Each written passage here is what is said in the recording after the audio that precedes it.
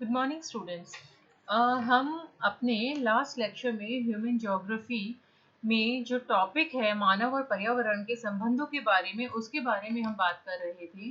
तो मानव और पर्यावरण के जो संबंध हैं उन पे आधारित जो विचारधाराएं हैं वो सबसे पहले तो जर्मन भूगोलवेताओं ने जो विचारधारा जिस विचारधारा का विकास किया वो थी निश्चयवाद, यानी कि डिटर्मिनिज्म, जिसे पर्यावरणवाद भी कहते हैं, नियतिवाद भी कहते हैं। इसके बारे में मैंने आप लोगों को बताया था कि इस विचारधारा के समर्थक जो थे वो लोग पर्यावरण को प्राकृतिक पर्यावरण को मानव की अपेक्षा अधिक महत्व देते थे और मानव को पूरी तरह से पर्यावरण से प्रभावित और उसकी सारी जो उसकी मतलब उसका जीवन जो है, उसकी जितनी भी क्रियाएं जो हैं उसके मतलब सभी जो चीजें हैं, मानव की सभी गतिविधियां जो है वो सभी पर्यावरण से पूरी तरह से प्रभावित और नियंत्रित होती है, ऐसा उनका मानना था।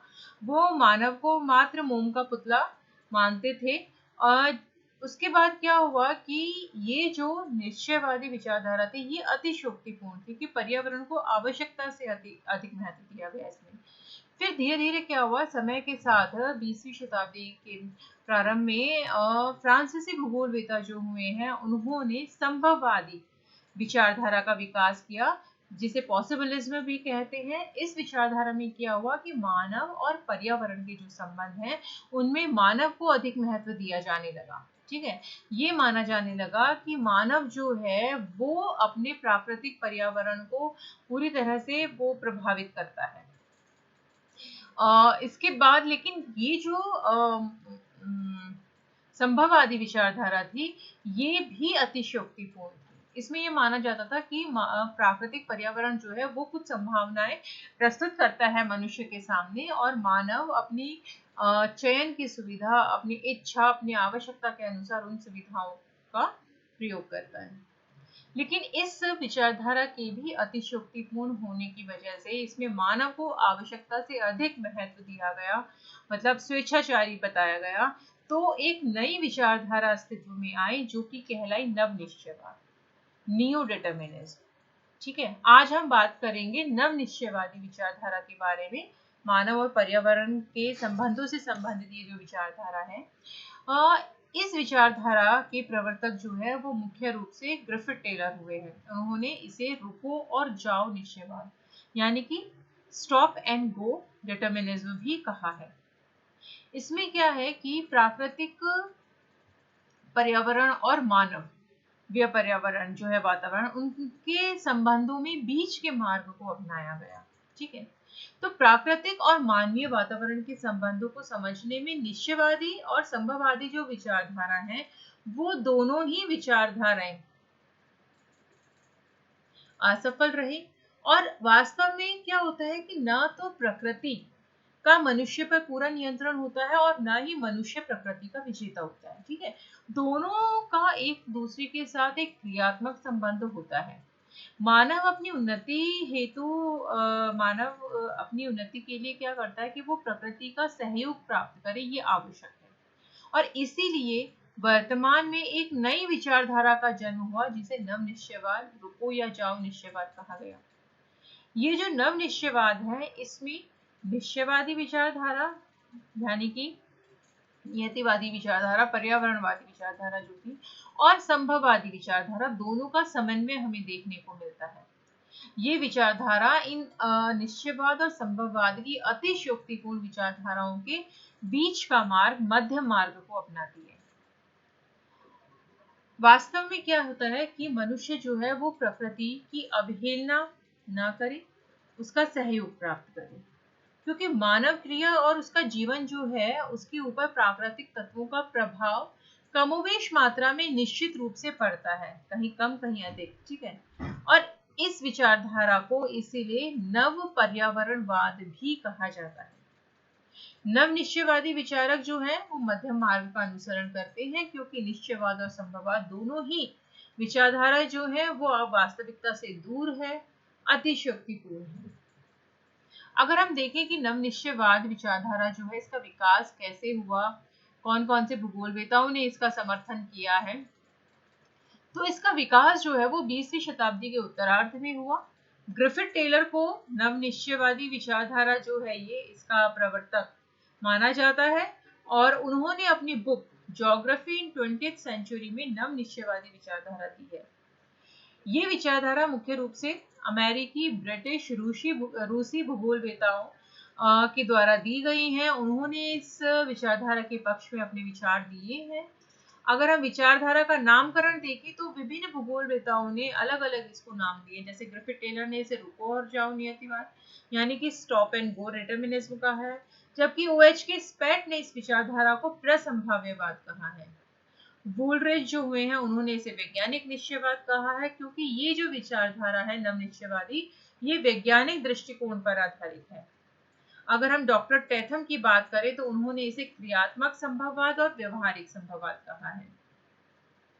ये तो बात हुई विभिन्न भूगोलवेताओं ने नवनिश्चयवादी विचारधारा का जो नामकरण किया है उसकी। अब अगर हम विभिन्न भूगोलवेताओं का नवनिश्चयवादी विचारधारा के क्षेत्र में के विकास में क्या योगदान रहा है अगर हम देखें तो सबसे पहले हम बात करते हैं ग्रिफिथ टेलर की।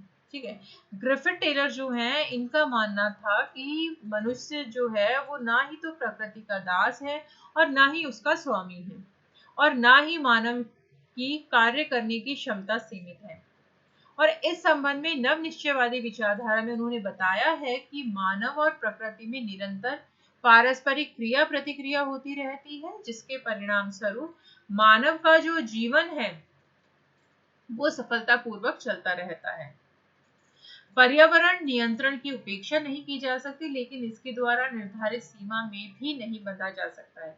अर्थात वास्तव में ना तो प्रकृति का मनुष्य पर पूर्ण नियंत्रण है और ना ही मनुष्य प्रकृति का विजेता। इन दोनों में एक दूसरे के साथ क्रियात्मक संबंध होता है। ग्रिफिथ टेलर ने बताया कि मनुष्य प्रकृति के प्रभाव से पूर्णतः मुक्त नहीं हो सकता। मानव की उन्नति के लिए आवश्यक है कि वो प्रकृति का सहयोग प्राप्त करे। फिर ग्रिफिथ टेलर ने प्रकृति को चौराहे पर खड़ी हुई जो ट्रैफिक पुलिस वाला होता है उसके समान माना है, जो यात्रियों को चौराहे पर नियंत्रित करता है किंतु उनके गंतव्य को नहीं बदलने में वो असमर्थ होता है। चौराहे पर पहुंचकर यात्री सबसे पहले दाएं बाएं देखते हैं और अपनी सूझबूझ से आगे बढ़ते हैं, जबकि उन्हें कुछ क्षण के लिए ठहरना भी पड़ सकता है चौराहे पर अगर रेड लाइट हो तो। ठीक है, तो जिस प्रकार यात्री को अपनी भलाई हेतु यातायात के नियमों को पालन करना होता है वो उसके लिए हितकर होता है, उसी प्रकार मनुष्य को भी प्राकृतिक नियमों को ध्यान में रखकर कार्य करना चाहिए, अन्यथा दुर्घटना का उसे शिकार होना पड़ सकता है। ग्रिफिथ टेलर ने इसलिए इस विचारधारा को रुको और जाओ नियतिवाद भी कहा है। टेलर ने इस बात पर भी बल दिया कि मानव का जो जीवन है उस पर पर्यावरण के नियंत्रण की पूर्णतः उपेक्षा नहीं की जा सकती, बल्कि इसमें कमी या संशोधन करने की गुंजाइश रहती है। जैसे कनाडा, साइबेरिया के जो टुंड्रा प्रदेश हैं, सहारा के मरुस्थल हैं, अंटार्कटिका के हिमाच्छादित महाद्वीप वाले जो भाग हैं वहां पर मनुष्य को प्रकृति की दासता स्वीकार करनी पड़ती है। यद्यपि प्रकृति का मनुष्य पर पूर्ण नियंत्रण नहीं है, फिर भी प्रभाव तो अवश्य पड़ता है और मानव को प्रकृति की सीमाओं में ही प्रौद्योगिकी द्वारा आर्थिक और सांस्कृतिक उन्नति वो करता है। ये तो बात हुई ग्रिफिथ टेलर के विचारों की। अब अगर हम जॉर्ज टेथम की बात करें तो ये कैनेडियन भूगोलवेता थे जिन्होंने नवनिश्चयवाद को व्यवहारिक संभववाद और क्रियात्मक संभववाद की संज्ञा दी है। इनके अनुसार वास्तव में प्रकृति जो है वो मनुष्य के सम्मुख कुछ योजनाएं प्रस्तुत करती है जिसमें कि मनुष्य को चयन करने की स्वतंत्रता होती है। इनका कहना है कि मानव भूगोल का परम उद्देश्य प्रकृति पर विजय प्राप्त करना अथवा उसकी अधीनता स्वीकार करना नहीं है, बल्कि प्रकृति के साथ सहयोग प्राप्त होना चाहिए। अब अगर हम OH के स्पेट की बात करें तो इनके अनुसार ये जो विचारधारा है नवनिश्चयवादी विचारधारा, इसमें मध्य मार्ग को अपनाया गया है जो कि संभववाद के सिद्धांत का रूपांतरण है। वातावरण के साथ मानव के संबंधों में प्रत्येक जगह पर संभावनाएं मौजूद होती हैं और उन्होंने नवनिश्चयवाद को प्रसंभाव्यवाद की संज्ञा दी है। प्रसंभाव्यवाद जो है ये निश्चयवाद और संभववाद के मध्य की समन्वय की स्थिति है। अब अगर वूलरिज की बात करें तो वूलरिज ने मनुष्य को अपनी बुद्धि व कार्य क्षमता के अनुसार वैज्ञानिक ढंग से वातावरण के अनुकूल कार्य करने वाला बताया है। उन्होंने कहा है कि मनुष्य को वातावरण के अनुकूल कार्य करना पड़ता है। कार्ल सावर जो हुए हैं, इन्होंने ये अमेरिकी भूगोलवेत्ता हुए हैं जिन्होंने संशोधित नियतिवादी दृष्टिकोण अपनाया, जो मनुष्य और प्रकृति के मध्य समायोजन को की आवश्यकता पर बल देते हैं। मनुष्य को प्राकृतिक पर्यावरण के अनुकूल अपने को कुछ हद तक बदल कर और उसके साथ ही उसमें आवश्यक परिवर्तन करके समायोजन करना चाहिए। प्राचीन नियतिवादी अनुकूलन और नव नियतिवादी समायोजन पर बल देते हैं। ठीक है। हटिंगटन को देखें अगर तो ये इन्होंने वैज्ञानिक नियतिवाद में इनकी आस्था थी और इन्होंने कहा कि मनुष्य की आर्थिक, सामाजिक, सांस्कृतिक जो क्रियाएं होती हैं उन पर प्राकृतिक दशाओं का प्रभाव पड़ता है और प्राकृतिक तत्वों में जलवायु को इन्होंने सबसे अधिक प्रभावशाली कारक माना है। अगर हम निष्कर्ष रूप में देखें तो ये जो विचारधारा है नवनिश्चयवादी विचारधारा, इसके समर्थक अधिकांशतः नरमपंथी विद्वान हैं जो निश्चयवाद और संभववाद के कट्टर समर्थकों की विचारधाराओं से सहमत नहीं है और उन्होंने बीच के मध्य मार्ग को अपनाना अधिक हितकर समझा। उन्होंने जिसमें कि उन्होंने निश्चयवाद और संभववाद दोनों के समन्वय पर बल दिया, दोनों के बीच का मार्ग अपनाया। उन्होंने कहा कि मानव और प्राकृतिक पर्यावरण जो है वो दोनों ही एक दूसरे को प्रभावित करते हैं। इसके साथ हमारा ये जो टॉपिक है नव निश्चयवाद ये पूरा होता है। आई होप आप लोगों को समझ में आया होगा। Stay safe, stay happy. Thank you.